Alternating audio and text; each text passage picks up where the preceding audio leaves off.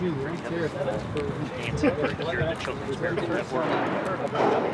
your throwing area is going to be in between the blue line and the wood line there.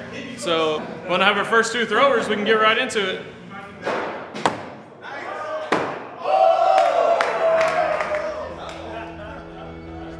Last time we were together, we talked about how when we mess up or something bad happens in our life, we try to make up for it by performing. But what we really need to do is let God bring that value, that validation. And this sounds good, but how do we wrap our minds around it? Is there something we can get our hands on? Are there tools? Some already tried out ways to put Jesus at the center of our lives? How do we start really knowing God? So kind of my story, I'd shared last time that Dad's on marriage number 4 and Mom's on marriage number 3. And so always seeking validation and seeking kind of where my place was in life. And my wife and I were high school sweethearts, started dating at 15 and 16, got married at 18 and 19. But within a matter of weeks, I felt like I'd made a mistake and married the wrong person. And that actually led me for the first 15 years of our marriage, pornography addiction, multiple affairs. And yet, while all of this is going on, I'm actually teaching Sunday school at our church at the time, just completely and totally kind of posing and faking my way through my spiritual life, feeling like I've totally blown it with God. And it all culminated in 2010. And I'm losing my wife, I'm losing my kids, I'm losing my family, I'm losing my job. And I find myself in a small house one night with a gun in my mouth and tears just streaming down my face. And I'm praying, saying, God, I can't go on living. I can't do this anymore. And just deep down, I just heard this voice and God just began to ask me, he said, am I enough? And my first honest reaction was, you haven't been. Look where I'm at. And I finally stripped everything away in my heart and in my mind except for God. And I finally said, yes, God. I said, you're enough. And so that was the moment of just truly giving it all over to him and starting this process to invite him into every aspect of my life, into my hurts, into my past, into my marriage, into my job, everything. And it's been absolutely amazing, kind of what's happened since then. And so I don't know if you guys, anybody else experienced that or had that pivotal moment? Yeah. A couple weeks ago, I was talking with my wife and basically telling her, you know, I just feel like if this isn't burnout, then it's close. Yeah. And so honestly, you talk about a rock bottom. I don't have like a great story per se right now, but I'm in a moment that feels dry. I'm just looking for God in it. Where are you? Yeah. So I'm like, what are some of the things that work for you guys as far as just connecting with God, that walking with him, hearing from him? What does that look like?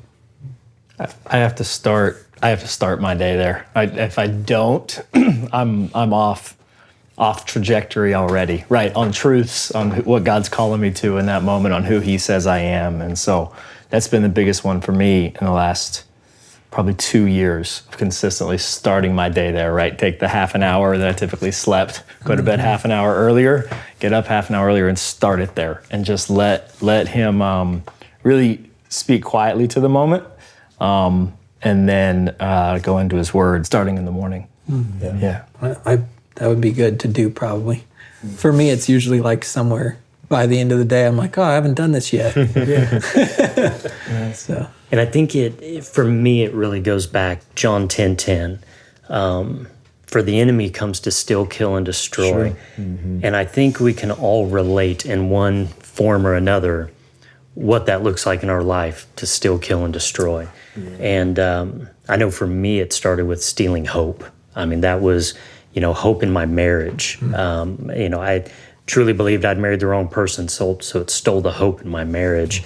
And then when you lose hope, it kills the desire, that desire of something bigger, that our lives ever going to matter, our marriage is ever going to be successful, that, God can ever really use us. But the beautiful part of that verse is, even once it was, still kill and destroy, Jesus says, but I come to bring life and life abundant. Yeah. And that's the promise of that. And that's when I don't have to get up every morning in the Word but I want to get up every morning in the Word. Yeah. You know, it's interesting because Jesus said, "Seek me and you will find me."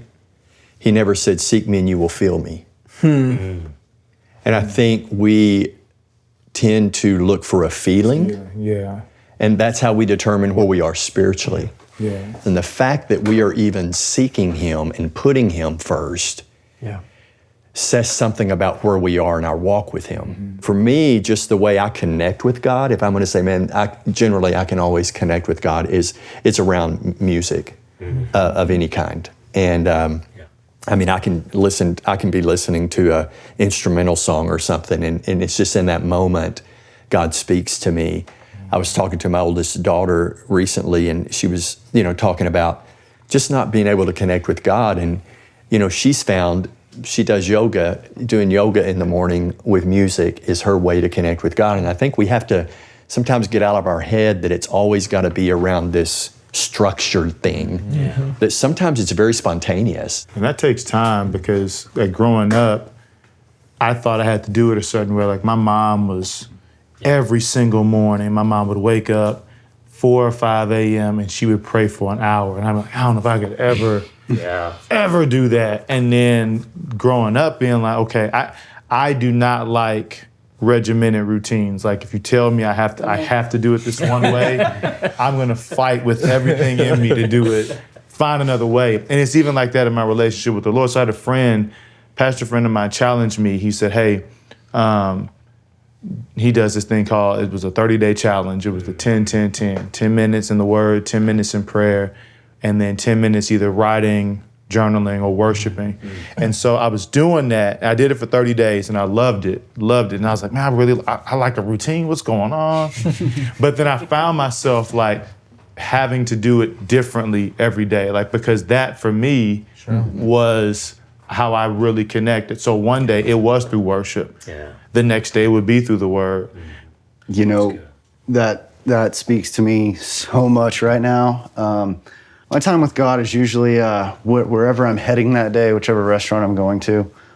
It's 10 minutes in my truck right before I go in the door, whether it be listening to a worship song, verse of the day, read a day of the Bible plan. It's never more than 5 or 10 minutes, but it's my own unique way to kind of get it in and kind of set the day on the right path, like you talked about. Start in the morning, because if you don't, it's like that keystone kind of behavior. I mean, I'll be 100% honest with you guys. Like I'm in the period of trying to figure out what way works best for me, and because there is no like you have to do it one way or it has to happen a specific way.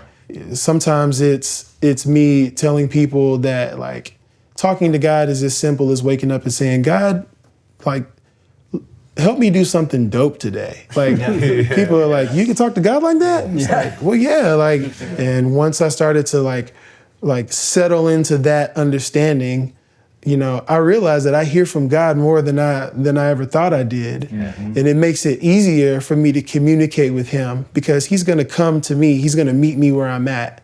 He's not gonna expect me to shoot, for the stars and hit Him. He's not gonna expect me to be this perfect, all-knowing, Bible quoting superhuman that we think He expects us to be. Right.